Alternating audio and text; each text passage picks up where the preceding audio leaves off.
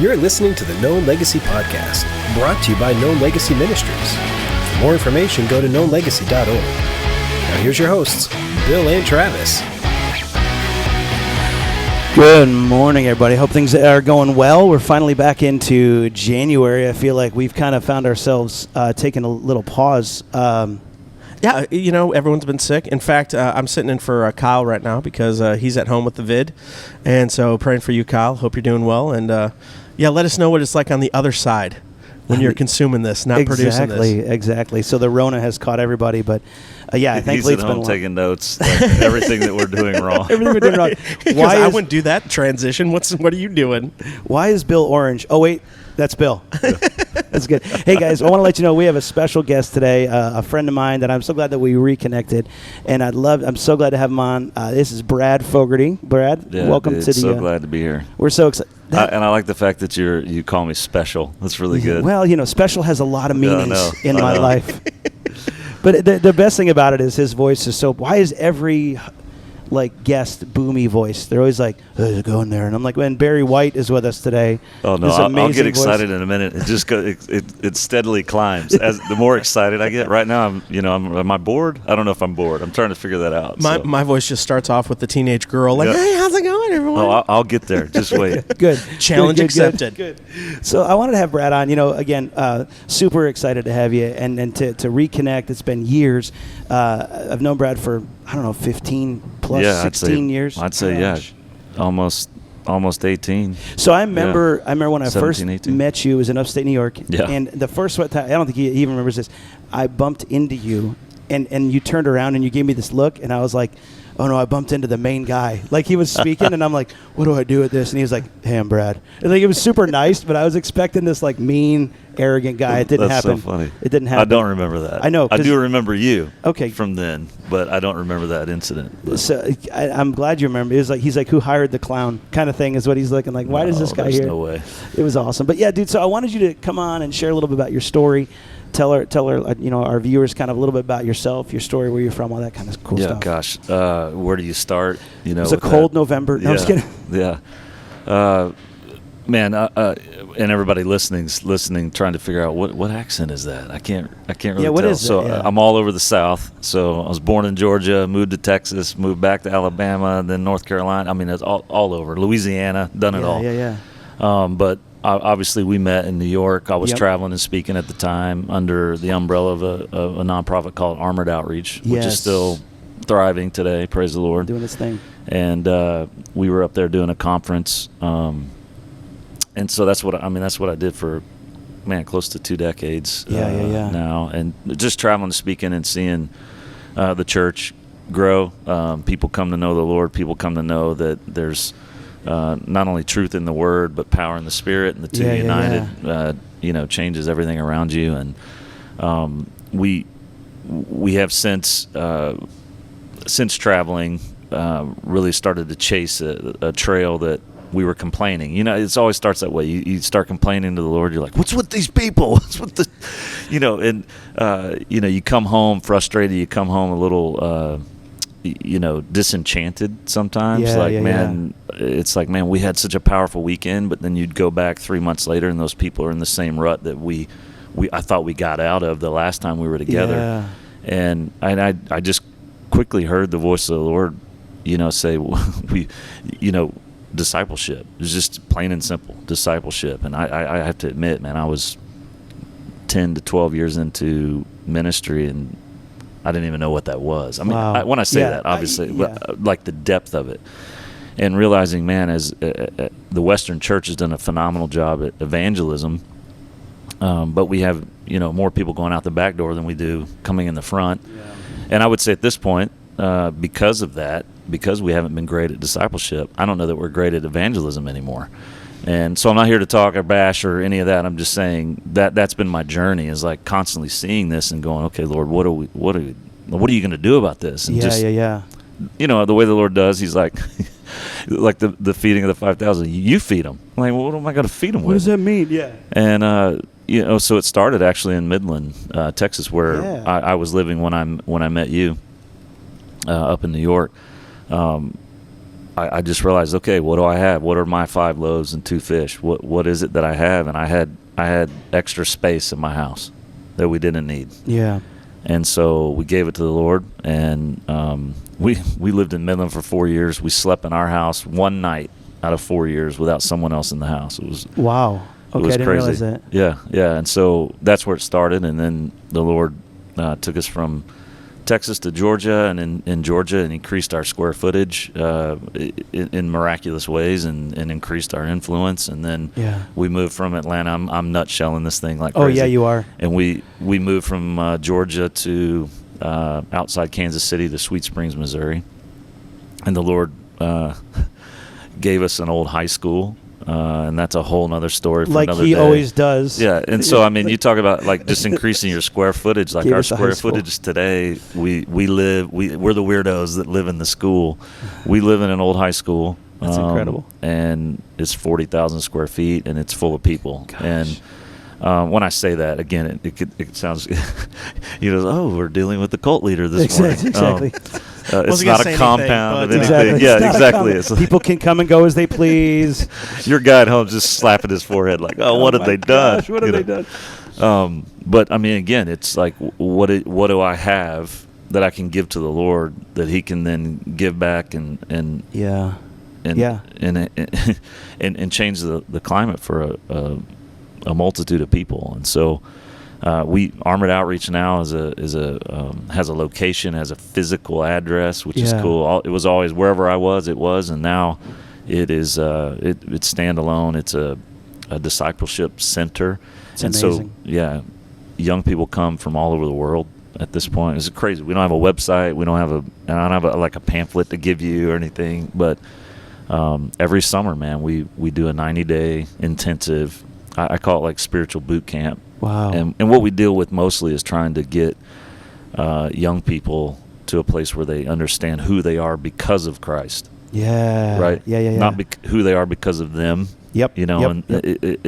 It's such a transition to really stop and say, man, because of what Christ has done, I'm no longer the sum of my mistakes. I'm the sum of His accomplishments. What He said is true about me. So that's it. I don't know if that answered your I did what you asked me to do. Yeah, no, it certainly is. It made me think about the word discipleship, because I think you're right. The struggle I have when I travel to churches and they're like, yeah, we do discipleship, and it's always on some classroom, which I'm like, really? Like, because Jesus taught in rows. Yeah. Like you talked about earlier, Jesus always taught in rows. Yep. He really didn't teach in like groups or anything. There's no community in that. So, no, but it frustrates the tar out of me, because you're right, because churches focus on discipleship, but there's something missing because there is no evangelism. So, I mean, how did that click in you? How did you, maybe this is a heavier question, but how did you break from it being like, here's a bunch of stuff to go and do? Like, how did you create the change in these people? I mean, honestly, I didn't get a master's degree, but I did about that amount of work. Just studying from an Eastern perspective. And I'm not a proponent of Jewish roots, Hebrew roots, all that. I mean, again, I don't think there's anything wrong with that. But I think we can start to celebrate a way of thought over a way of life. Yeah. And the reality is, Jesus didn't He didn't come to give you something new to think about. He came to give you something new to live in. And so, well, you get what I'm saying? Like a lot of times, like we start studying all the festivals and like, okay, and then all our focus is on that festival and not the fact that the festivals represent something that Christ intended to change your life. Yeah. But we never get to the point where our life changes. It's like we just kind of change some of our activities. Yeah. Yeah. And so, I did, man. I was interviewing rabbis, Messianic and non-Messianic. I was interviewing anybody that I thought had a handle on discipleship. And there was one rabbi that emailed me from Israel. This is crazy, non-Messianic. And he said, I'm assuming you're asking me these questions because you are a follower of Christ, a follower of Jesus. And he went on to say, and so I'll lead with this. If you consider yourself a disciple of Jesus, the least that you would do is read every word ever recorded of what he said every day of your life. And man, I finished reading that email, and I just sat there and I wept. I get teary-eyed thinking about it now. I mean, it was just like, what a chump. I'm such a chump. I mean, I've treated I mean, this is the creator of the heavens and the earth, came to earth to demonstrate for me the way to live, and I don't even look at what he said every day of my life. Right. Well, then who am I living for? Yeah. Because there's a lot of stuff I look at every day, that isn't taking me the direction I need to go. So that was a huge eye-opener for me. So you say, how did you get to that place? I just interviewed people who I thought knew it. And I realized, you jokingly said it a second ago, but like the Eastern way is together. The Western way is, how tall is my fence? How long is my driveway? How far is my house away from my neighbor? Mm-hmm. That equals success. And in the Eastern, demographic is not that way. I mean, they live in community and they do these things. So through the process, I mean, we literally just had people living in our home and then traveling. I was traveling speaking. I took dudes with me. Yeah. I had dudes with me when I met you. All the time. Yeah, all the time. And a couple of those guys run with you now on some of your stuff. Yes, they are. Yeah. And so it was literally just like, and we use this phrase a lot, but like doing life together. Yeah. And so they watched my wife and I go up and down in our emotions, and I mean, and they were able to see the entirety of the picture, and not just again the whole Instagram life where you only see me when I'm pretty. And and I think, man, so much wisdom can be gleaned just journeying with people, and not meeting once a week, but waking up and seeing each other at the breakfast table, and then again anyway. No, it's reassuring because we've had this conversation, Travis and I, about the fact that it really is doing life together, and it's like when you stub your when you hit your finger with like a hammer, and how you respond almost means more than sitting down for 2 hours and going, let me share this truth with you. And we've gotten in such a mindset of like, you're right, like go and teach, even discipleship. Oh, go and teach this to somebody, and then they'll go teach somebody, and then you do it for 6 months. I'm like, I can't reconcile that thought in my head that like me and him are in a discipleship relationship, and the idea that he's sharing what he's learning with me and I'm sharing it with him, but we're doing it over the course of 5, 6, 10 years. And it's not like, okay, 6 months, okay, now you go find somebody else. Right. And now I've discipled 1,100 people. Like, have you? Yeah. Have you really? You can't in a 6-week program when you met once a week. So in 6 days you're going to do what Jesus did in 3.5 years. Exactly. Yeah. No, that's good. I'm excited because I see that, and then I know all the ins and outs. You didn't share so much. I do remember when you turn your garage into, like when you put the French doors on the garage. I remember you're like, I need you to come and like paint this and all that kind of stuff. And even now it's funny because in my cup right now is 12-gate coffee. There you go. And so it's even a byproduct of Hunter, and a byproduct of you. So I think about all these things that just like how far it's reached, but the value of that in our lives, we've made it so difficult. And because even now small group leaders in churches will be like, well, I can't teach. I don't know enough about the scriptures. I'm like, but do you know how to fix a car? And do you love Jesus? Can you go and just bring someone along? You know what I'm saying? Yeah, and I tell folks around me all the time, it's like if you die with anything that you didn't share, I think that's sin. Yeah. You know what I mean? Yeah, like any ounce of wisdom that you acquire should be distributed to those around you. Yeah.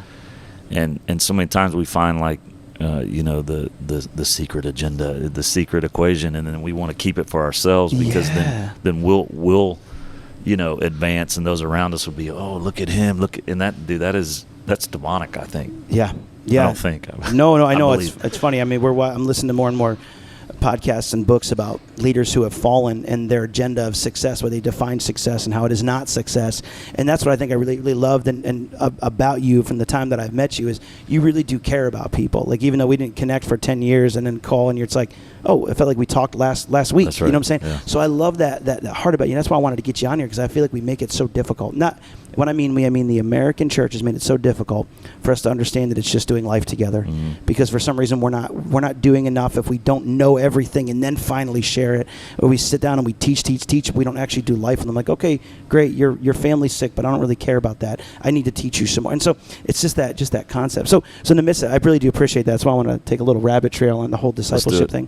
But I loved it. So share a little bit where you are now, kind of what you're doing, because you got this school. Does it happen throughout the whole year? Like tell me about it a little more. There are people there year round. Okay. And they're part of the cult part, right? Exactly. No, I'm just kidding. No, it's a 90-day summer program. Free, Kool-Aid free. No Kool-Aid. Kool-Aid free. You wear what you want. We don't hand out robes. No special shoes you got to wear or something? We're good. Okay. It's a 90-day intensive, like I said, and one of the key things that I really try to make sure we address is identity, as I mentioned in the beginning of this. But getting to a place where those young people leave owning what they've claimed before, you know, and moving them. I mean, most of them are you know, in the 18 to 24 range, that college age. Yep. But, you know, we've had some come in their late 20s, early 30s who've had a career and have left their career to say, I have to do something that equals substance. Like I can't just jump in the gerbil wheel. What's it? The hamster wheel. You know, and so again, we do 90 days in the summer, and then after that, we try to look at assignment, trying to get people placed where they can let their light shine before men. Yeah, you know, and so we, you know, that pairs with. My wife and I own a company called Red Letter Management Group, and so we work in the music industry.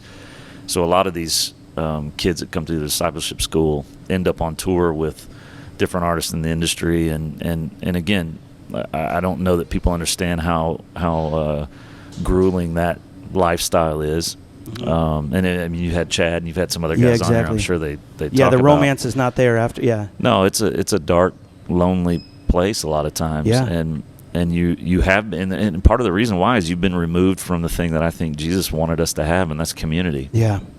You're gone, you're out, you go out in front of people, they're all cheering for you. The second the night's over, they walk out the door and you go over by yourself to, you know, your hotel room or to the back lounge of the bus or to your bunk, and you feel like, gosh, I'm alone. What am I doing? It's like, it's a creepy place in some respects. But we send those kids out as, you know, the light of the world, and it's been amazing. We've developed such a great reputation in the industry where the people are excited when they know Red Letter, somebody from Red Letter's on there, because it brings that reminder constantly. And I don't say that in an arrogant way. I just say it blesses me to know that discipleship works. Yeah. You know? No, I'm with you. Yeah, I feel like when I have done those things and I've gone on those different tours, you see this, like everyone just kind of scatters to their own place, and there is a lot of loneliness. And then there's even a kind of a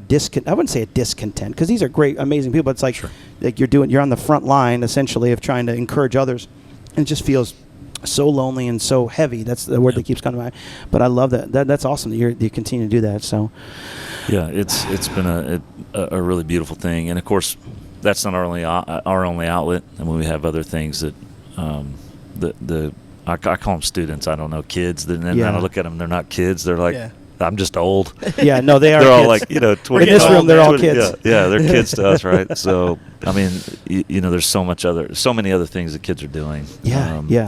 Kingdom things, which is a huge blessing to me. And we see on average probably probably 2 to 3 trips through, you know, for a student, and you know, then they go on and get married and have kids. Is phenomenal. One of the things we wrestle with is helping guys wherever they are, whatever career they're in, vocation, wherever they're serving. So many guys, they got their family, they got their wife, they got the American dream, and they're just empty. There's no adventure. Sure. So I would love for you to process, like, how did you and your wife get on the same page on this? Because like the whole time you're like, I'm living in a school, and as a guy, I'm like, that would be amazing. Like airsoft wars. Yeah. Like, well, let's start here. In the we gym. Weren't living in the school while we had the school. Right. And I waited patiently, because the big kid in me, I'm like, why wouldn't I want a house with a gymnasium in it? Right? So cool. Dreams come real, people. So, exactly. But how did you, like, because I think that's where the struggle for so many husbands are. Is like, I may have this dream from God, but how do I bring my wife along with this? Or more importantly, how do I help my wife discover the dream that God has for her and join her in that as well? Because there's no doubt you guys have a very symbiotic relationship in your pursuit of God in that. And I don't know if many do. So what would you encourage? How would you unpack that for them? Well, you know, I think I'll be answering better from experience to say, how did I get on the same page with my wife? You know, it's like, smart man. Smart man. What I'm saying, I'm seriously. That's seriously good. Yeah. You know, Lindsay always seems to know before I do. That's and so for guys that don't have that situation, I can say all I would know to say is, pray. I know that sounds so cliche, but like, just pray, God, you have to align my home, but at the same time, you have to lead your home. Right. And so many times I think men are afraid to put their foot down spiritually because they already feel disqualified. They already feel like the enemy. Because your wife knows you better than anybody. And I think we think our wife is going to go, oh, Mr. Spiritual, you're going to lead us now? When honestly, I think our wives are waiting for us to do it. But we don't do it because we're scared they're going to call our bluff because I was a turd yesterday, or because they know everything. They know everything. And they're like, oh, you're going to fool me. You can go out and be Captain Fine at church, but I know you're not fine at home. So I think honestly is saying, God, make me strong and courageous. And in that prayer, you got to be willing to be strong and courageous, not just wait on the Lord to make you, and know this, if you say that, he may walk a giant right through your front door, right? And to be willing to step up to that and be willing to lead your home, be willing to call your family together and lead them. I'm telling you, like I'm in full, I would say full time, as a cliche, vocational ministry. Yeah, I know. And it's one of the more uncomfortable things that I do is to call my family together to pray. Yeah. I don't know why. Instantly, I had this feeling like this is stupid. Yeah. Yeah. Why? Why? It's that the enemy is set against it. It's what he doesn't want us to do. So we push through that, and I think we start to see things just unravel. Of the devil's agenda starts to unravel. And dude, the intimacy that comes with your wife, and I'm not alluding to anything. I'm just saying, like, literally the draw. Yeah. That she has to you, I think is divine. I think is what the Lord intended. Mm-hmm. She begins to empower you just by trusting you. Yeah. But you'll never know that if you don't open your mouth and lead. You don't put your foot down. And when I say that, dude, I'm not talking about ruling your home. Like, correct. You're the woman. You'll do what I tell you. Do not read into this, anyone. Let me clarify what I'm saying. Right. When you say no to the agenda of the enemy, and you put your foot down and you say no, your wife will be, dude, up under your arm and as close to you as she's ever been. I believe it. I believe it. And I'm saying do it. Well, it almost, what I'm hearing you say is it's not you versus your wife, it's you versus the enemy, essentially. I mean, when Sure. you talk, because it's not like putting my foot down on my wife. It's going, no, I'm not going to believe your lies anymore. I'm going to accept the truth that God said about me, and I'm going to walk in that. I think that's the struggle that I see even in my own life. Is like, the thief came to steal, kill, and destroy, and he's really, really good at it. But God came to give life. And so when I go, no, and it's not just like I'm just not going to believe it, but it's like I'm going to actually step in faith to walk on water and go. I think this is that walking on water moment for some guys to go, Totally. I'm going to take a chance, and I'm going to do this, even though I know that I've messed up, even though I'm a butt every day or whatever. But I love that because it's a challenge to guys to go, no, this is where real manhood comes in. It's going, God, your word says this. You've said this about me, and I'm going to cast this on my family. Even if I'm walking in struggle with that I know that this is true regardless of how I feel about it myself, that I'm going to cast this on my family. And you're like, and that's where the connection, that's what I'm hearing. Yeah, and I'm also speaking from mistakes. I said Lindsay seems to always know before I do. Doesn't mean I listen to her. And a lot of times I put my foot down. This is encouraging to me. No, listen, I'm saying I put my foot down, for my agenda. And I say that I don't have any regrets in our marriage. Yeah. And my wife would sit here and laugh and say, we really don't. Right. We've made a lot of mistakes, but we don't have any regrets. So many things could have been different, but you look at that and go, okay, then now I know how to do it in the future. And so I would say from experience, I've learned to listen and invite. Right. And probably the other way around. Invite and then listen and then formulate a plan. So many times I sit with the Lord, I feel like I know it's Him, I know it's what I'm supposed to do. Then my wife has this, but what a, like this, and I see it as opposition instead of like correction. You know what I'm saying? Like, I'm ready to blaze a trail. I know I've heard from the Lord, and Lindsay has this, finger up, like, wait a minute. Yeah. And I'm like, I don't want to wait. I heard from the Lord. And now's the time. Yeah. And so I'm saying from experience, I've learned to, okay, here's what instead of just grabbing her and blazing a trail, stopping and saying, okay, here's what I'm feeling. And then listen to what the Lord's already, the Lord already spoke to her because she's not hard-headed like me. She's known this for weeks and months, if not years. Yeah. And then then shape your approach to what the Lord does. I hope that made sense. Yeah, it does, and in fact, it kind of blending a few things that you've talked about, like the deep need that we have for community, and alone is really a bad place to be. That's right. That's where Satan starts to win the battle more and more. And I think one of the very simple, practical things that if you're listening to this or you're watching this and you're not currently doing this, my encouragement would be invite your wife to just pray with you every day. Yeah. Because there's something that is exposed in the heart of man and in the heart of a woman in those moments of prayer when you're sitting down talking to the creator of the universe that knows you, that loves you, that cares for you, that's paid for you, and has, at that moment when you said, I do, wove you together as this intimate community.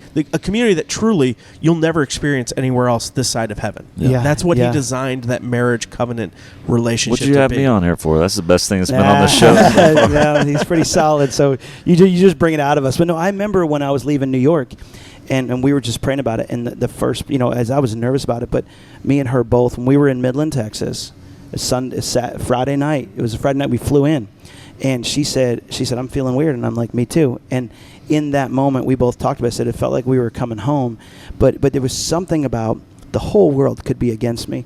But when I knew that my wife was listening to the Lord and I was listening to the Lord, it was like we no longer cared about what anybody else said, because we had a lot of attack. Immediately went back, Sure. said, hey, we're thinking of leaving. And it's like, it felt like my big fat Greek wedding was like, why you want to leave me? You know, and so, but it was like that whole idea of like, okay, but we knew together. And so it was like, it didn't matter at that point because the whole world was against me, but my bride, the other half of my flesh, was for me. And was for wanting what the Lord wanted for both of us. And so it wasn't like, okay, honey, whatever you want. She was like, no, we're supposed to do this. And then you're like, that confidence that like builds in you. You're like, okay, I know that we're listening to the Lord now. And so, no, I get that completely, that, man, God is in control of this because he's told both of us and we're walking together, and there's nothing more peaceful, I think, than that. That's so right. And I want to go back real quick to that like blockade that I think we feel a lot of times when we know it's time to lead our family and we just feel like this is stupid, this is dumb. I would encourage men in your relationship with your wife, just tell her like, I got to confess to you. I want to pray with you. Yeah. I want to sit down and be intimate in this way with you before the Lord. I want to go to the throne room with you. But dude, every time I think about it, I feel stupid. Right. I feel absolutely stupid, and I'm asking you to join me in fighting through that feeling. I'm telling you, that's huge. Yeah. I really I don't know who that's for or what, and that like phrase I'm not trying to use in the cliche way. Like, literally, I think there's people listening that are like are sitting there going, well, how do I get past that feeling of feeling stupid? Put it out. Like, just say it. Just say it. Yeah. No, that's good. That's good, man. That's really good. And so I love the idea that we can have this. So as we're talking about this, anything else that comes up when you're thinking about this to share with guys who are like, man, I got this God-given dream. I'll just call it that for the sake of the argument. Like this God-given that God has cast something on me, but I don't know. But how do I start to step in that? Like any other encouragement for that? Ooh, that's a $1 million question. It is. There's no doubt in my mind, that those who trust in the Lord with all their heart and lean not on their own understanding, in all their ways acknowledge Him. Yeah. He directs their paths, and if that's not like a conscious thing that you're sitting before the Lord daily, like acknowledge Him in all your ways. That means everything you're about to do. Yeah. It's like, God, I do not want to move an inch in the wrong direction. It is so important to me to be on the path that you've given me, that I'm literally going to yield. And listen, that sounds a little psychotic. It's like, dude, you ask the Lord if it's time to use the bathroom, or ask the Lord if you can go. Well, until you're walking in discipline, you might need to. Yeah. You know what I'm saying? Like, whatever it takes. Yeah. It's like, I don't know that everybody that works out has to, cut all sugar and cut all this and cut all that to see results, but some people do. Yeah. Until their system now, you get what I'm saying? Yeah, absolutely. So spiritually, it's the same way. Yeah. You go as extreme as you have to. I say this to people around me all the time. It's like, pay the price to be set apart. Yeah. And for some people, that's a longer list than others. Yeah. That's a money quote right there. It really is. Pay the price to be set apart. It's really good. Golden. It's really good. When it's truth, I love it. Well, dude, I didn't answer your question. I'm sorry. No.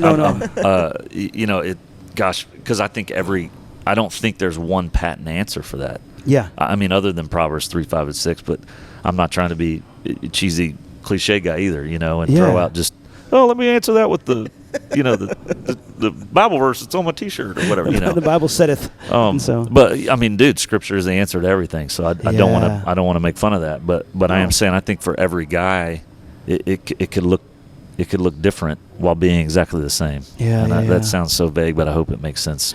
No. What I'm hearing you say is, guys, just get in the Word. That's the first. Just not that. Just get in the Word and spend time in there. And there's a lot of different options that you can do that with. I mean, there's studies. There's the YouVersion app. Just get in and listen. Totally. Just get in. Just get in there. And I feel like once you get that like bite of bread, you're gonna want more. And again, not in a cliche way of like learning some information, but God, I'm struggling with this. Just being honest. That's what I'm hearing. Being honest with God. This is where I'm at. Things suck or things are whatever, but like being honest with where you are so you can move forward in that. And I think if you take like what's in Romans 5. Is it 5? No, Romans 8. Which one is the mind set on the Spirit? I think it's Romans 8. Yeah, Romans 8. Yeah. So if you go down that whole equation, right? Yeah. You're like the podcast theologian. I had to check in with you. What is it? Well, according to what I know. Thank you, St. Paul. So in Romans 8, there's an equation that walks through that. It talks about the mind set on the flesh. The word flesh means sense, reason, or rationale outside of the influence of the Holy Spirit. The mind set on the Spirit is obviously yielding my sense, reason, and rationale to a supernatural source. So now I think supernaturally. I express supernaturally. I feel supernaturally. Does it make sense? Yeah. I've yielded to the Spirit. And my mind is set on the things of the Spirit. I'm no longer a rational thinker. I'm a super rational thinker, if that makes sense. I'm no longer a natural, I'm a supernatural thinker. That's not something I do. That's something he offered, something that he gave when he released the Spirit at Pentecost. Yeah. And so at Shavuot, all of man will now prophesy. All men will dream dreams and see visions. And it's been extended to all of us to think supernaturally. Yeah. But we don't do that if we don't take our mind captive, Romans 12, right? If we don't take it captive and really say, I'm not going to adhere to the patterns of this world, but I'm going to be transformed by what? By renewing my mind. I'm going to set my mind available to the Spirit of God. Same Spirit that brought Christ out of the grave is forming my thoughts. Yeah. Well, what's my path going to look like, Bill, at that point? I mean, if the same Spirit that brought Christ out of the grave is formulating my thought process, I'm probably in pretty good shape. And so what I have to do at that point is be putting to death the deeds of the flesh. This is Romans 8. So that I can truly thrive. I can literally be driven by the Spirit. And it goes on and says, and those driven by the Spirit truly are sons of God. Well, I mean, isn't that what we're called to do? Isn't that what we are? Absolutely. Bought with a price. And so I buffet my body. I no longer give way to the deeds of the flesh. It was in Proverbs this morning. I think it's verse. The theologian here again. Is it verse 7? I believe. No, I don't know what even day it is. What is it, 17th today? Proverbs 17th? I don't know what today is either. But anyway, I was reading Proverbs this morning. I think it's the 20th because I read the 20th, or I'm off a day. I don't know. But the 20th chapter, verse 7. It says the righteous man walks in his integrity. So the crazy thing is, the righteous man is something that's done for you, not something you. What you do is you walk in integrity. So you pay the price to be set apart. So he made you righteous. Now you walk in that righteousness, and you may go, well, I mean, you'll always struggle with sin. I'll be like, well, I think that's true. I think we'll always have a war with sin, but that's not going to be my mentality. Right. If that's my mentality, then I'm basically saying I'm always going to lose. And so it's a changed mindset. So a lot of people hear me say that and immediately blow me off, and they're like, you're claiming to be like holier than Jesus. No, I'm a co-heir. Yeah. According to the Word, if I'm going to say I believe what the Word says, it says I'm no longer a slave, but a son. And if a son, an heir. Yeah. So I can have a different mindset. And my mindset is today I'm going to wage war against the things in my body that want something that's lesser than what He's offered me. Yeah. And if I'm putting to death those outward actions, right? Yeah. I'm literally taking captive my vices and saying, you will not own me. And I'm paying the price to be set apart. Come out of their midst and don't touch what's unclean. It says He'll welcome me. That's 2 Corinthians 6. So, again, getting back to that, you're like, what's the point, land the plane? I'm trying to get there. Is basically getting to that place where it says, if you have this vision, you have this dream, you want to, you like, dude, there's this thing over there. It's so much more than where I currently am, dude. Then you work on walking in integrity. And the thing that's cool, that verse I was saying in Proverbs 20 verse 7, it says, "In his children would be blessed after him." Right. And if you want some incentive to walk the line, you think about your daughter, you think about your son.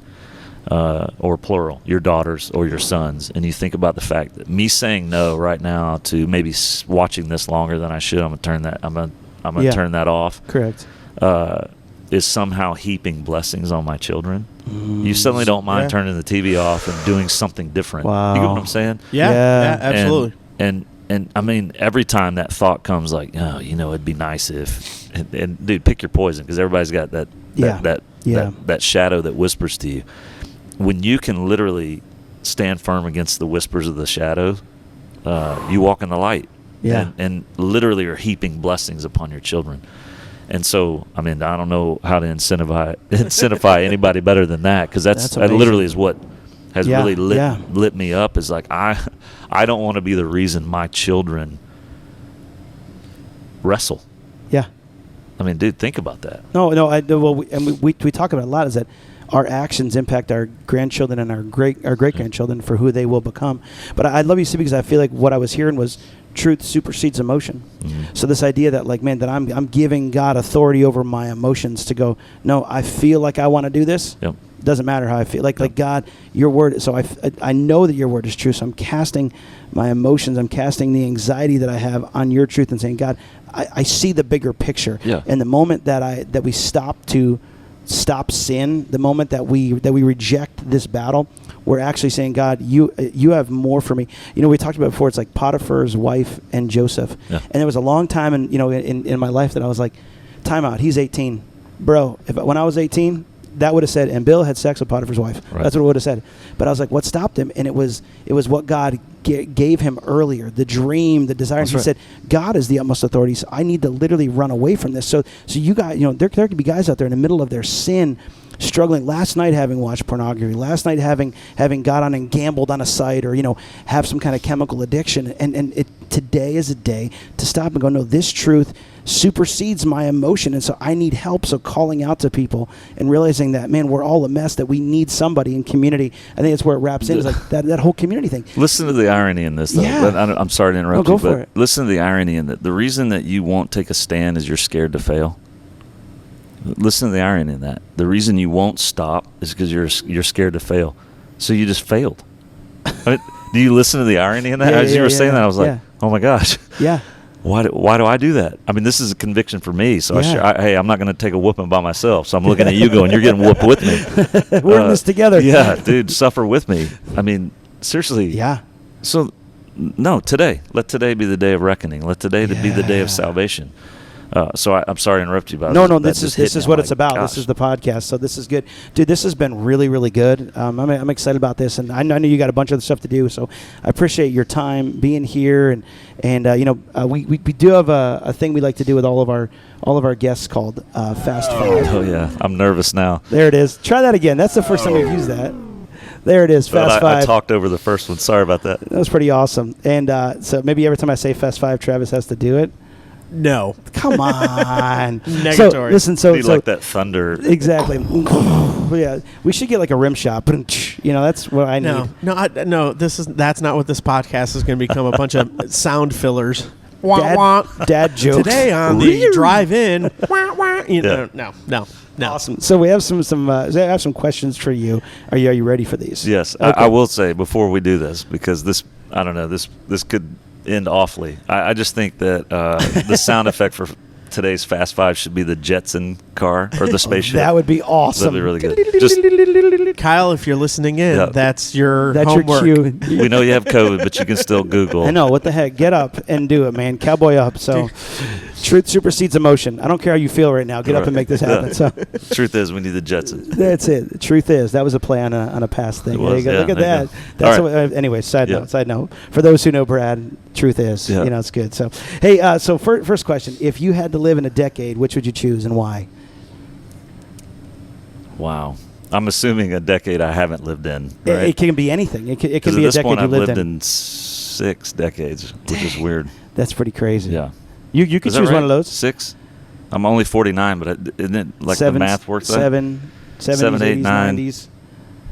What do you call it? Tens. Thousands, zeros, and then tens. 20s. Yeah, This Yeah. Fast Five has Five or become six. a A math a problem. really math It's question, like, and now it's a traffic jam. This is a traffic jam, boys. It Let's was keep my moving. understanding there'd be no math. Exactly. All We right. are in Oh, ministry. sorry. We don't do math here. I'm a Wild West guy. Okay. So I think that would be the time frame. Like everybody had a gun, everybody rode a horse. Kind of like 1870s, 1880s, something like that. Yeah. I like Nice. it. I like it. Nice. Okay, cool. I like it. Okay, favorite Bible. Go for I'm it. going back. I'm just thinking about you because your hair and your facial hair, it didn't matter. It didn't matter. No. Yeah, like I live my You life shower now, once you a know? month and you were considered clean. I mean, it's great. There's a lot of Yeah, good things about this. I think the Wild West would be, and I'd probably be miserable. Oh. The first world person in me would be like, this was stupid. This is the worst mistake I've ever made. This is a waste of a time machine. What do we do this for? Got to go down to the river for water? What is this? It's not coming to my house? Where's the microwave? So, all right, favorite Bible verse. Ooh, that's a good one. Man, I'm a Romans 12 fan. Okay. The whole thing. Yeah. Not the cliche verse Right. 1 and 2, but the whole thing. I mean, the whole thing spells out, honestly, I think God's intention for the way we live and the way we live together. Yeah. So I encourage you to read it. Cool. Money chapter. Chapter 12 of Romans. Favorite Bible chapter. We'll do that instead. That was Right. good. No, that's a Romans 12. That's awesome. Okay, very cool. If you could be a character in a movie, who would it be and why? Ooh. Oh, gosh. I would be a bank robber, Okay. for sure. It's kind of like a Bonnie and Clyde kind of thing? Yeah, so like Ocean's 11 kind of, Oh. like planning the whole heist. Oh, Like, yeah. Oh, yeah. I don't know what movie it would be. I would make my own. I don't want to replay someone I else's. like that. I but- like that. I feel like we're getting his alter ego Yeah, here. Yes, you we know? are. Here's Yes, a man we are. proclaiming the word of God like boldly, and he's like, I want to be a bank robber. I love it. I love so it. maybe an Old West where we rob the stagecoach or something. I'm That's sensing a that's what I pattern wanna in do. the Old Yeah. West here. Yeah. That's awesome. That'd be cool. Nice. Yeah, what It's the topic- worst Fast Five ever. No, this has been really... No we one's should have ever, done Fast One with It's Fogarty. more of a meandering five. at no this one has point. ever picked the Wild West so far. No, we're good. It's always been like 20s or 70s or whatever. So no one has picked the 2000s so far. So I'm just going to throw that out Yeah. there. So we were all there. yeah, exactly. And no one picked 2020 either. I don't know why they didn't pick that one either. But so what topping would you put on your worst enemy's pizza? Ooh. So like the effect is to get even with my enemy. Is It's the it's thought? subjective to how you want to take it. Probably super glue. Oh. Could you? I mean, would that stay if you put super glue in the tomato sauce? I don't know what it would do. but- Oh my gosh. I don't want to find out, but that's a unique answer we've never heard before. I think I'm glad you're a friend and not an enemy. That's all I know. I mean, the bad part of that is they didn't have super glue in the Wild West. So, Yeah, so it didn't so at happen. least got out of the You moved out of the Wild West. It was good. yeah, or like a Carolina Reaper pepper or Oh, something. That'd be a good one too. But That'd be nice. super glue seems detrimental. Pretty bad. What does Jim Gaffigan say about that? I don't want fire engine diarrhea. Anyway, I just realized I incriminated myself. Anyone close to me dies and they test Carolina their blood, Reaper. test their blood, and there's super glue in Super it. glue and I'm in Carolina prison. Reaper. We're in Whether prison. I had anything to do with Nothing. it or That's good.